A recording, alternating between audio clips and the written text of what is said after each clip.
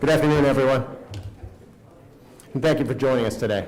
My name is Ed Tierney. I'm the Chief of Staff of the Palm Beach County School District. The purpose of this community update is to share an overview of the district's back-to-school plans for the 2021-2022 school year. While many major decisions have already been made, the school board, the superintendent, and his leadership team are constantly evaluating pandemic conditions, the academic and emotional needs of our students, financial considerations, and other critical factors which must be considered while we finalize our plans. August 10th, the first day of the next school year, is 4 months away, and we're continually moving towards making progress on finalizing plans to open the schools, and we want to keep you informed every step of the way. This afternoon, you'll hear from our superintendent, Dr. Donald Fenoy, from our deputy superintendent, Mr. Keith Oswald, from our Chief Academic Officer, Dr. Glenda Sheffield, from our Chief Operations Officer, Ms. Wanda Paul, our Chief Financial Officer, Mr. Mike Burke, our Chief of Human Resources, Dr. Gonzalo LaCava, and our Chief of Police, Chief Kitzero. I'll thank you in advance for holding questions to the end, and at this point, I'm pleased to introduce our superintendent, Dr. Fenoy.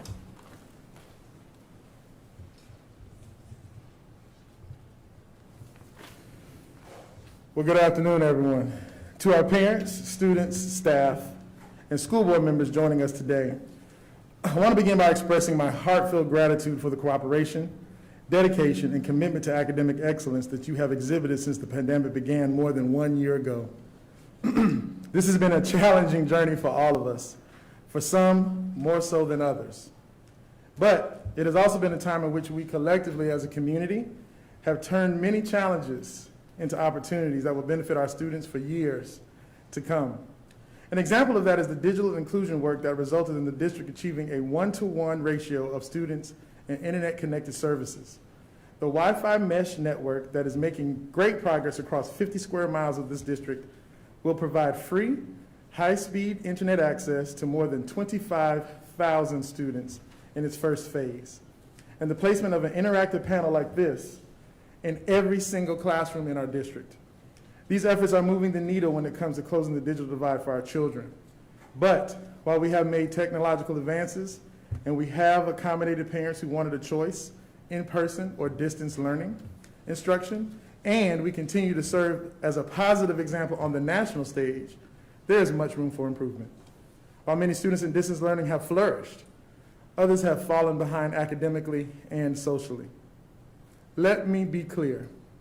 The district is committed to equity and access to a high-quality education for every student. We are committed to the social and emotional health of every student. Achieving that is best accomplished when children are on our campuses and learning through in-person instruction. We must put all of our efforts into increasing the opportunity to learn. My intention, as I shared with parents and staff last week, is a full return to brick and mortar when schools open on August the 10th. I speak for the school board and the entire district when I say that I am optimistic about the future of our schools and our students. Based on the improving landscape of the pandemic and the rapidly increasing number of district employees who have been vaccinated through opportunities created by the district and health officials, the state's strict stance on K-12 campuses must remain open, and irrefutable data supporting the tremendously enhanced student engagement of in-person instruction. A full return to brick and mortar this fall is anticipated, and I believe it is in the best interest of our students and our staff. You may be wondering what that will look like. Our safety protocols, such as enhanced sanitizing, higher rated HVAC systems, social distancing, and other measures designed to keep our campuses healthy will continue. Our behavioral and health specialists and our school-based administrators will ensure that our schools are more supportive than ever before, especially before the pandemic. We plan on continuing our sports programs, social events, in an effort to make our campuses as welcoming and as engaging for our students as possible. A full return to campus-based learning will, for the most part, put an end to simultaneous instruction, which we all know has been a very heavy lift for our teachers. I say for the most part because there may be individual situations in which a teacher or a school may elect to stream or record the daily lesson to accommodate a student who was unable to attend classes in person due to personal issues. Again, I cannot overstate the academic, social, and emotional benefits of returning to in-person instruction. Students thrive while learning among friends and caring adults in their school setting. However, While in-person instruction is the best fit for most families, students also have a remote instructional option through Palm Beach Virtual School, as they had in years past. Mr. Oswald will provide more information on that in a moment. Before we get to next year, it's important to note that extensive learning opportunities will be available this summer for students with unfinished learning. There's much critical and intentional work and many targeted decisions to be made before August 10th. However, you have my word that the flow of communication will be timely, transparent, and ongoing. Last school year, in the days leading up to and beyond the first day, I had a multi-language phone bank set up to answer questions for students, parents, and staff. The school board and I are committed to that level of customer service again this year. In closing, I would like to say how proud, and I mean that, how proud I am to have the honor of serving as a superintendent of this exceptional district. Because of you, education never paused. Because of you, education was never interrupted in Palm Beach County. Our school district continues to serve as an example on the national stage for our intentional and innovative achievements born out of our unwavering commitment to the success of our students. The back-to-school theme for this year was going the distance together. Whether you are a student, parent, member of Team Palm Beach, a business partner, a member of this great community, or just a friend, thank you for being a partner committed to educational excellence for our children. And now, I'd like to invite our Deputy Superintendent, Mr. Oswald, to the podium to give you his back-to-school update. Thank you. Thank you, Dr. Fenoy, and good afternoon. We are pretty excited about getting all of our students back to brick and mortar. I'd like to talk more about the social emotional needs of our students. I think all of us can kind of recall back when we were in school, it took one caring adult to make a difference in our lives. These structures of caring adults and the school routines on a school campus are critical coping mechanisms for our students to be successful. We know when we bring them back on our school campus, they'll have access to all the resources that our community has invested in. Due to a local referendum here by our voters, our schools and our students have access to behavioral health professionals, school counselors, agencies that provide deep support on the mental behavioral health needs of our students. Those are critical aspects and areas that we know that our students are struggling with when they're not in school. In addition, the academic needs of our students are in a critical condition. One of the issues that we've seen in this first marking period is a 13% increase in the number of students who are failing one of their core courses. And this is because of this distance learning issue. So when they get back on our campuses, we're better able to address those particular needs. In addition, student attendance. In elementary schools, we've seen the number of students who are absent more than 11 days up almost 3%. And those students with 21 or more days out of school are up 4 points. So this decision to move back to getting all students brick and mortar are critical for the success of our students. For the options where that does not work for a parent, as Dr. Fenoy mentioned, Palm Beach Virtual School is an option for our students. Currently, Palm Beach School, Virtual Schools is now accepting applications. So I want to make this clear. So if a parent is interested in the virtual option, they should go to palmbeachvirtual.org to apply for the Palm Beach Virtual option for their education. They should click on full-time enrollment, click Apply Now, and complete the application. Once they do that, a representative from the Palm Beach Virtual School team will reach out to the parent and the student to talk about what the virtual option looks like for their particular child, depending on the grade level. Now, it's a little bit different than what students have experienced in this distance learning. Here, a student will complete a preset curriculum on their own pace. So there's a lot more autonomy for the student. They work and establish their own hours. So there's not that direct instruction that they would receive on a day-to-day basis like they are now in this distance learning environment. So again, please go to palmbeachvirtual.org to apply for that option if that's what a parent would like to see. Now I'd like to shift and talk about a couple communications that have come from the Department of Education. One regarding the letter from Commissioner Corcoran regarding face masks. And as Dr. Fenoy mentioned, currently the School District of Palm Beach County has a policy in place, the requirement of face mask. That is still the plan right now. We will monitor the situation closely as we move forward, but right now, our board has established a policy that requires face masks. We will work with local health officials to monitor that as we go into the summer and into next school year. In addition, last week, the Department of Education issued an executive order that addressed a lot of state assessments. And I want to talk about this because this is really, really important because there is some potentially some confusion that might be out there. First, let's talk what's most important is our seniors, right? And they're about to graduate. So there are a number of statutes relevant to a standard high school diploma that a student must meet for a standard high school diploma. And all of the requirements when it comes to credits and GPA are still in place. Those are not waived.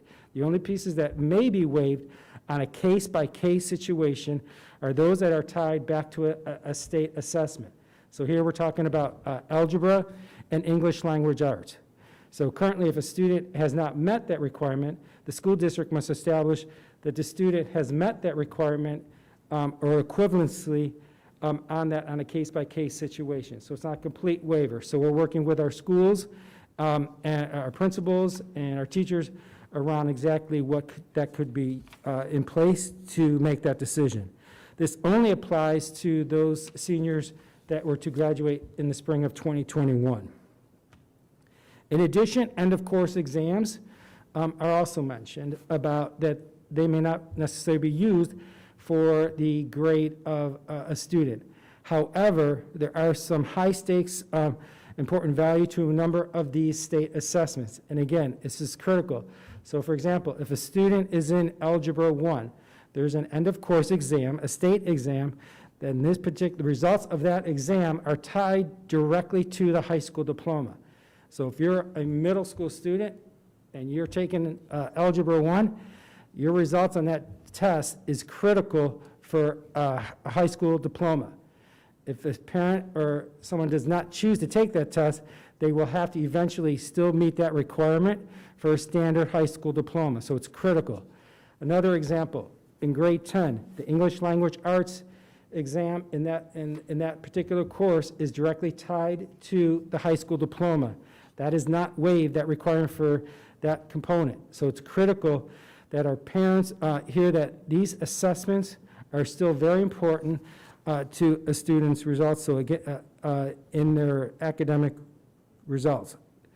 Also critically important is promotion to 4th grade. So we always talk about that 3rd grade FSA assessment. And again, here, the waiver of the 3rd grade test does not necessarily mean a student will automatically go to 4th grade. A school and a district still has to establish that a student met the requirements equivalent to that of a level 2 on a Florida standards assessment. So, and that could be through the portfolio process or another way. But again, it doesn't just mean that if you don't take that test that you're automatically going to 4th grade. We still have to demonstrate that a student has met those particular standards at that grade level. So again, we're close to finishing out this school year. Let's finish strong, and to our parents and community, please, our schools have been working very carefully and closely with you to establish areas that are very safe to attest. Let's just finish that off with completing these exams. As it relates to Bright Futures, there's a number of issues with Bright Futures. I know we have a lot of our community and our students who are going to get that Bright Futures scholarship. When it comes to the volunteer hours that are required, again, in a case-by-case situation, if there is an issue where a student was not able to complete those volunteer hours due to the pandemic, that can be waived, and we should work with their school counselors, and we will be working with our schools to make sure that all of our school counselors have that information as they work with our students. In addition, there are ACT, SAT requirements to these Bright Futures. This is not waived, and it's critical to understand that is not waived. Just the deadline for completion is extended through December 1st. So the critical components as we move forward.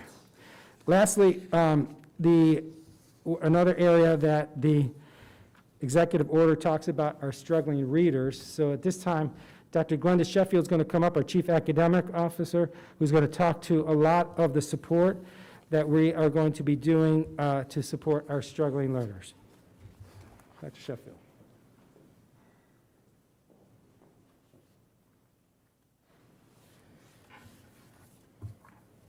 Good afternoon.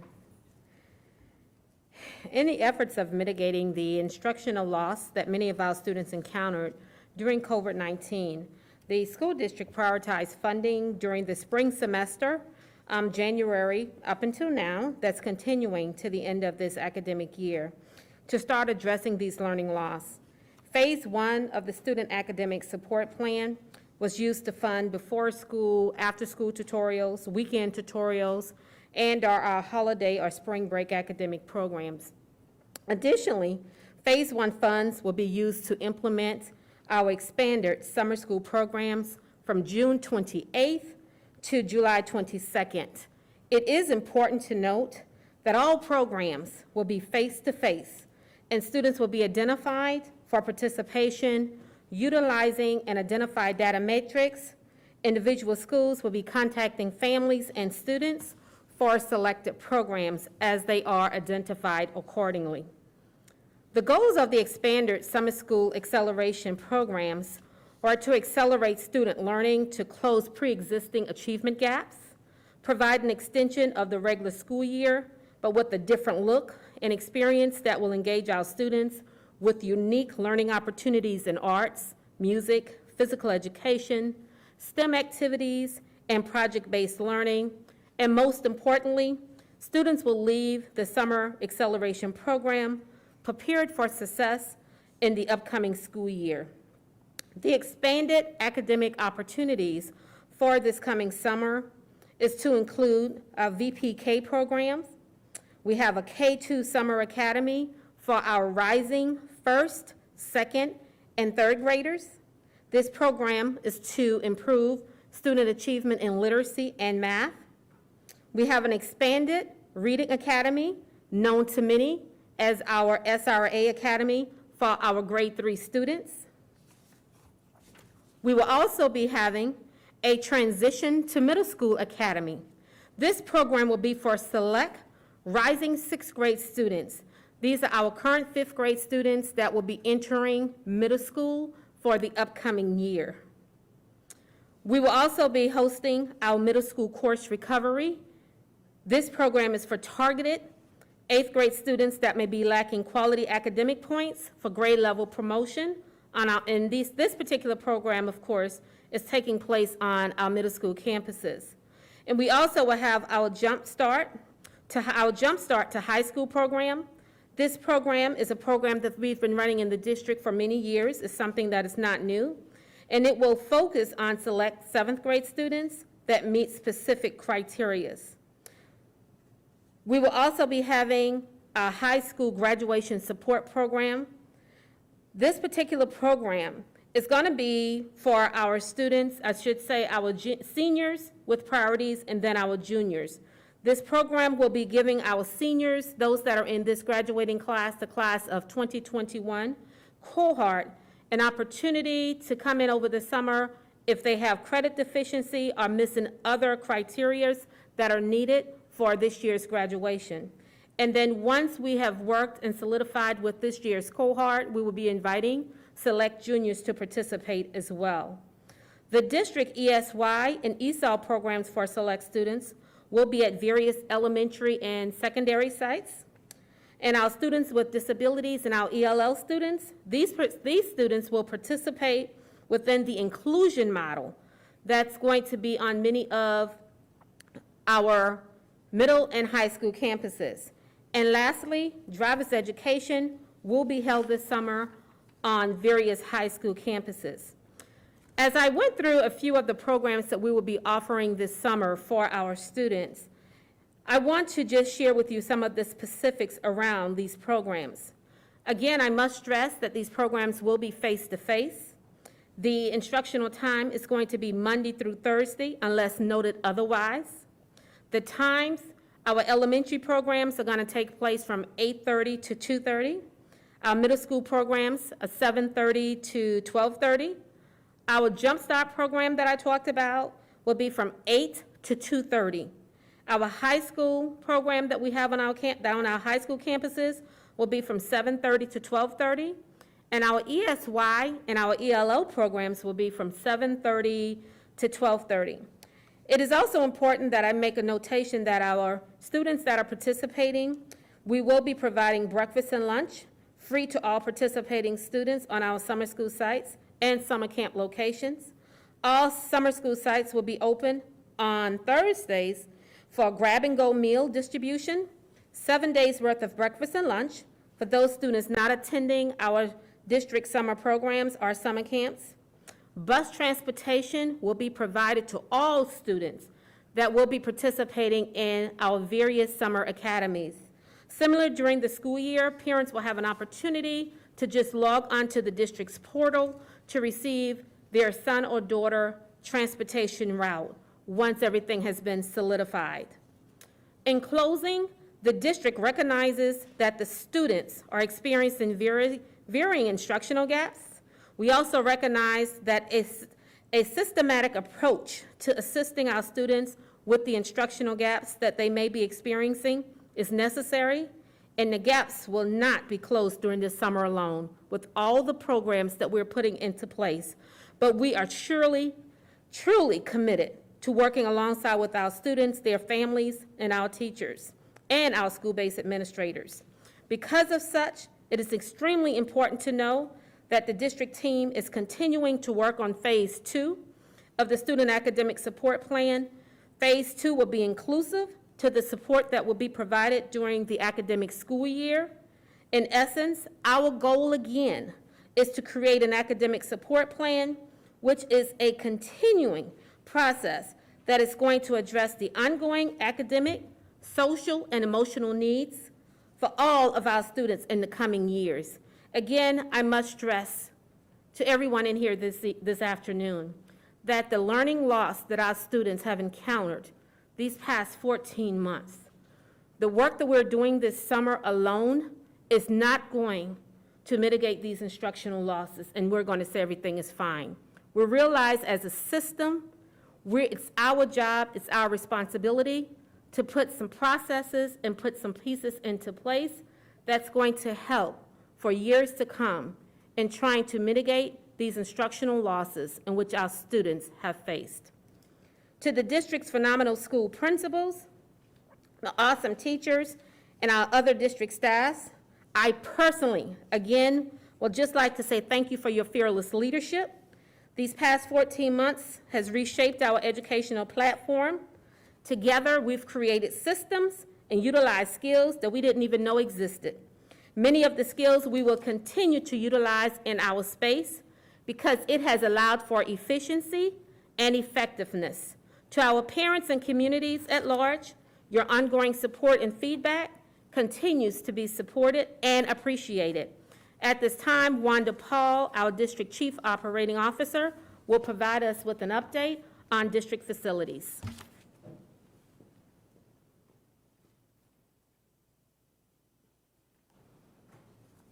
Good afternoon, everyone.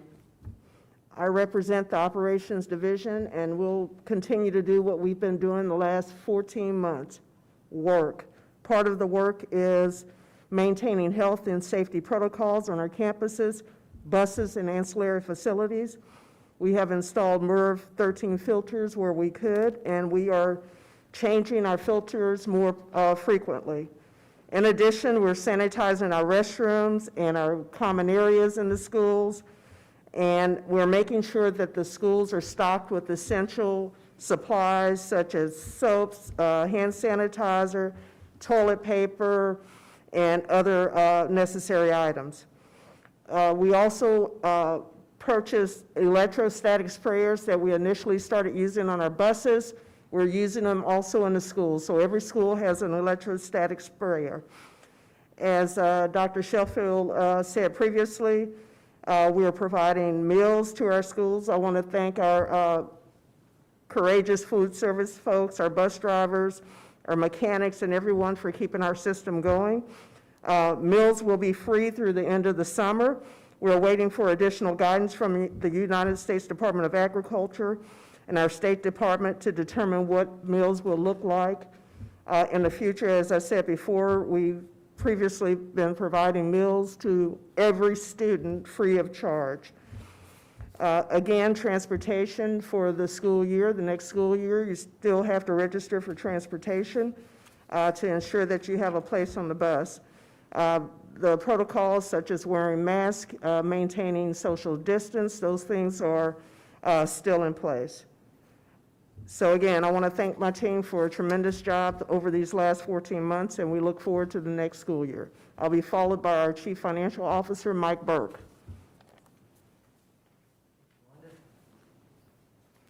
All right. Well, you know we're excited about next school year when we hold the press conference in April. And this year, we lost some students that may have, and families that delayed their entry into education or that they took advantage of other opportunities during the pandemic.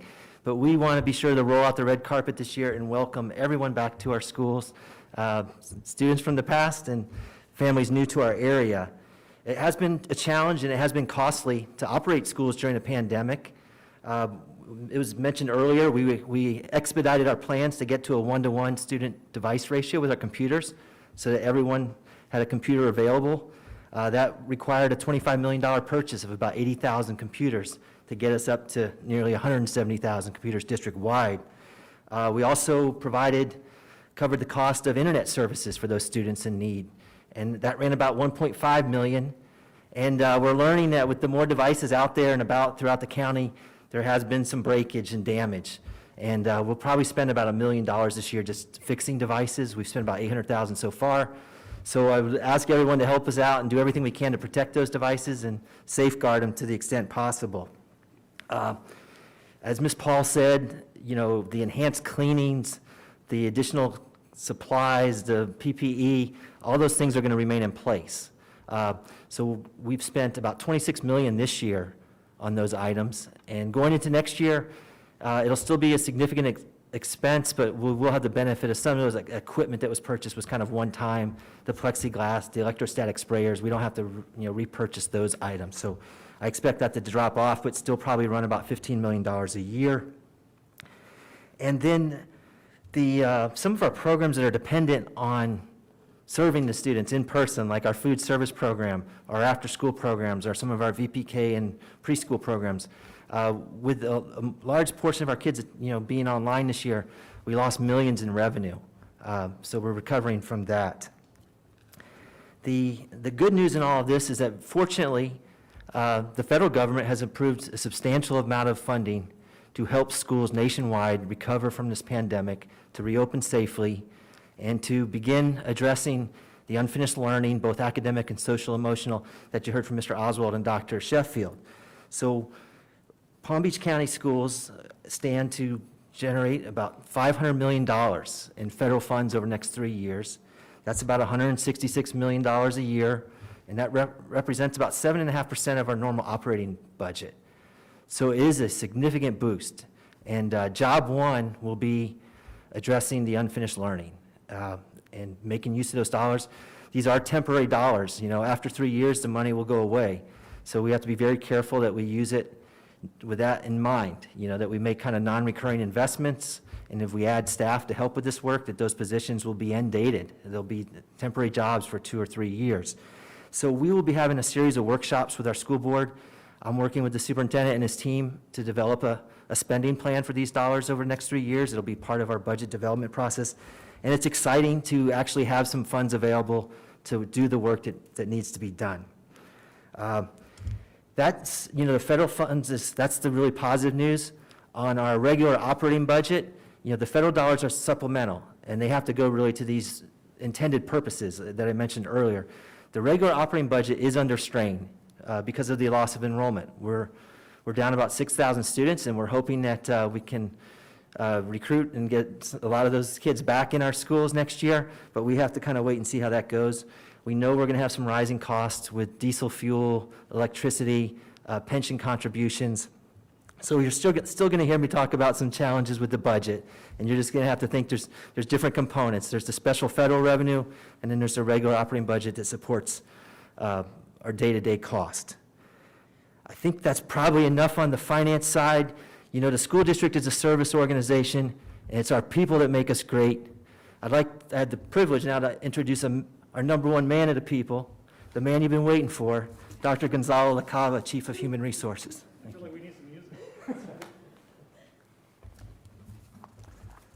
Good afternoon. I just first want to thank all the teachers and the leaders for everything that you do for our children in the last 14 months has been very challenging.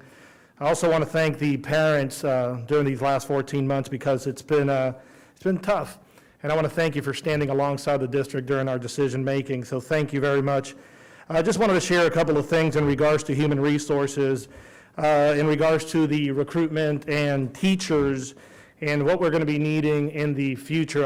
And right now, it's looking that we're anticipating similar vacancies as last year. We're at about 150 vacancies when we start the school year. And most of those vacancies are going to be traditionally hard-to-staff positions that we always have. Exceptional education, anything in the special education world is very difficult to recruit right now. Science and math teachers, and also reading has become more challenging to recruit lately, but we are still recruiting. We haven't stopped recruiting, but we changed a little bit in regards to how we recruit now, and we're doing that a little bit more virtually. We have a lot of coffee chats, and anytime we meet with the universities, it's a lot of our virtual recruitment fairs. Just to share with you a little bit about retirements or resignations, I just wanted to make sure that you guys knew that we had about 376 teachers retire this past 14 months. So that's about 2 to 3% of our teacher staff, and we had about 697 resignations over that 14 months. It's a little bit higher than it was last year, not dramatic, but some of those are due to the COVID pandemic, of course. For our employees or our staff that have questions regarding recruitment, retention, certification, anything that they might have in mind, we always ask them to email Ask HR, and let me just give you that email, askhr@palmbeachschools.org, or they can call our local number of 561-434-8777. In regards to recruitment in the operations world, we are currently constantly needing bus drivers. We are looking for at least 100 bus drivers right now. We are going to be doing bus fairs and bus recruitment. So you're interested as well, ask HR, call us. We'll redirect you on we'll direct you to where you need to apply. And then, of course, we've been having challenges filling our sub rates. We're about 70% fill rate. We do have about 3,000 substitutes, but about 1,200 have been active over the last 90 days. And so we're constantly recruiting on that. Other than that, that is my brief human resources update, and I'm going to turn it over to Chief Kitzrow, the best chief in all of Florida and the nation.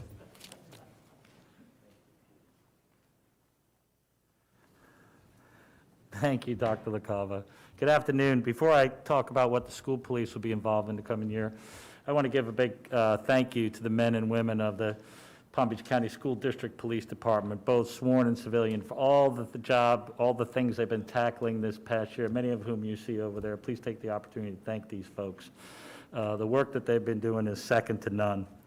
As we approach the next school year, we will continue to partner with our students, staff, administrators, and teachers to share the responsibility for school safety. As you have heard me say more than once, this is a community event, and we all own school safety. We are all school safety.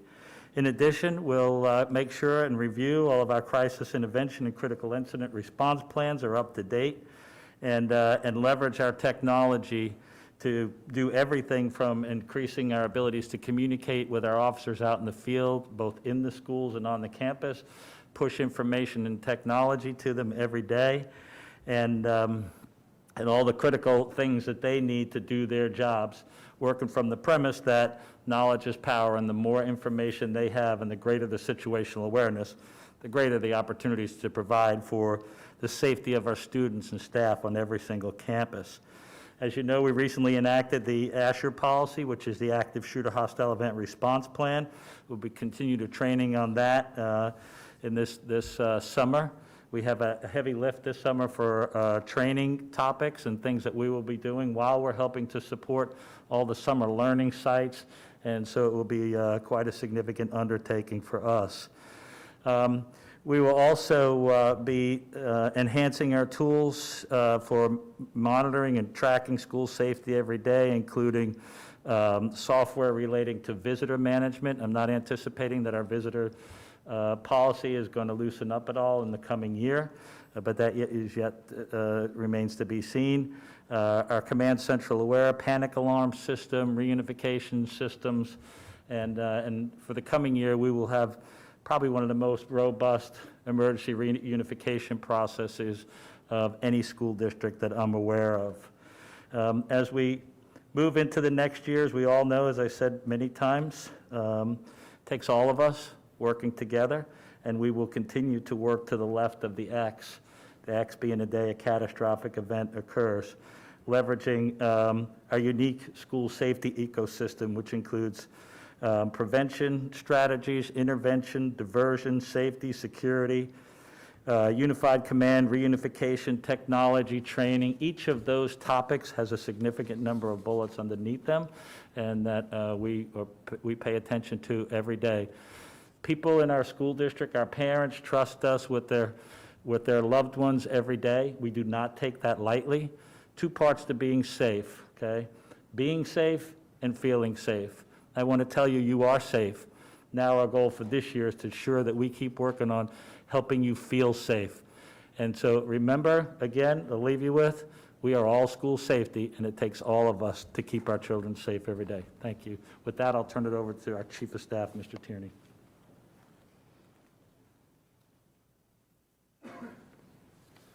As I said at the beginning of the brief, that planning for opening of schools for next year is a process, so the questions that we've not yet answered will be answered shortly, and we'll communicate that immediately with students, staff, parents, and the community. At this point, we have a couple minutes for questions.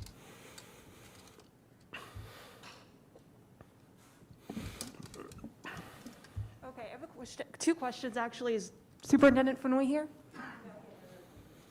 Okay, so I'll ask, I guess, you or whoever wants to field these questions.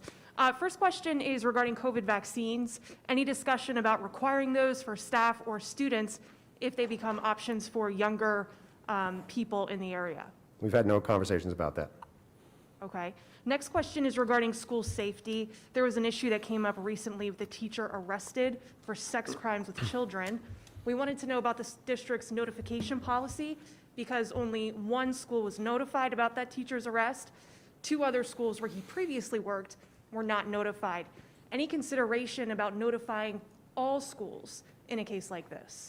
So each incident is handled uniquely because of the complexity and sensitivity of that.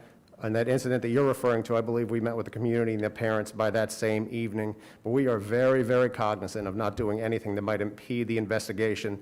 That investigation is being conducted by an outside organization, so we are really careful to not do anything that may impede that.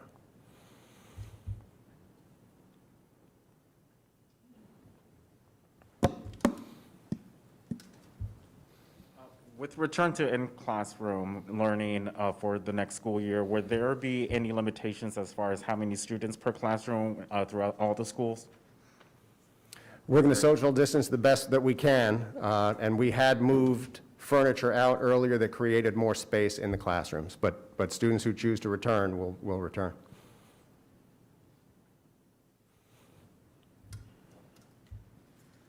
I know you said you have a shortage of bus drivers. You had a number of students who retired, who left the district. How are you going to fill those gaps in time when the students get back to school, not only just for the fall, but for the summer, if you're going to address their issues then too? Dr. LaCava?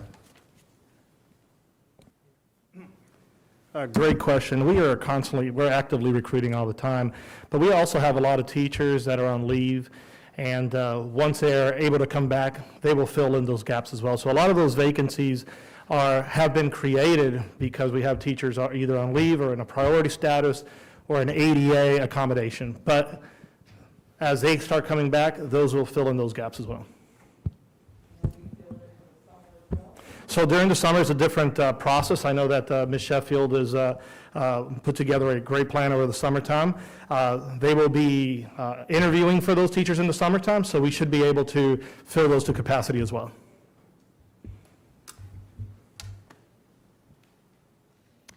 This is for,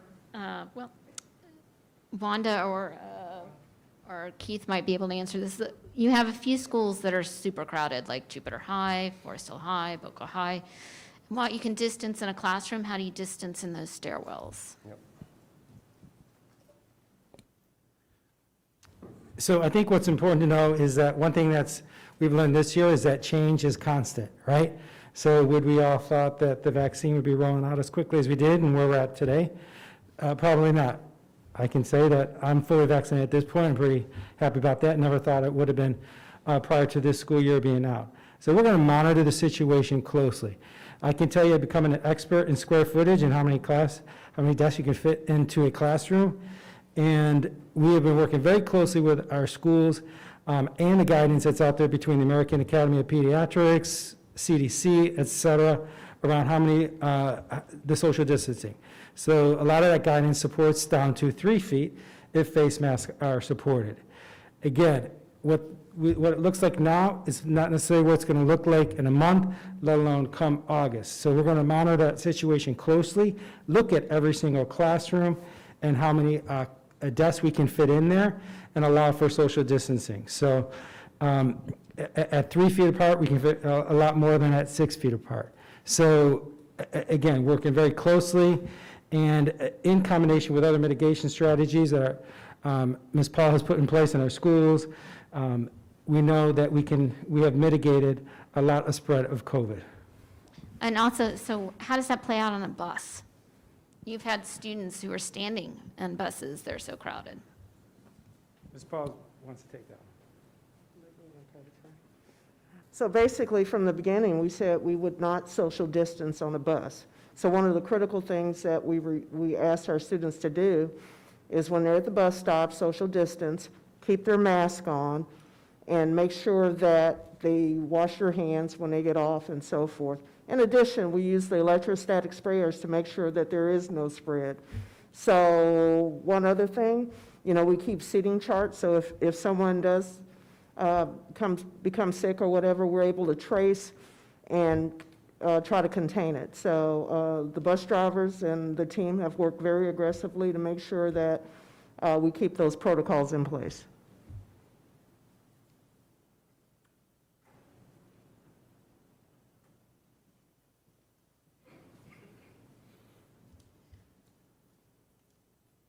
Well, ladies and gentlemen, this concludes this event. Thank you very much for attending. We appreciate it.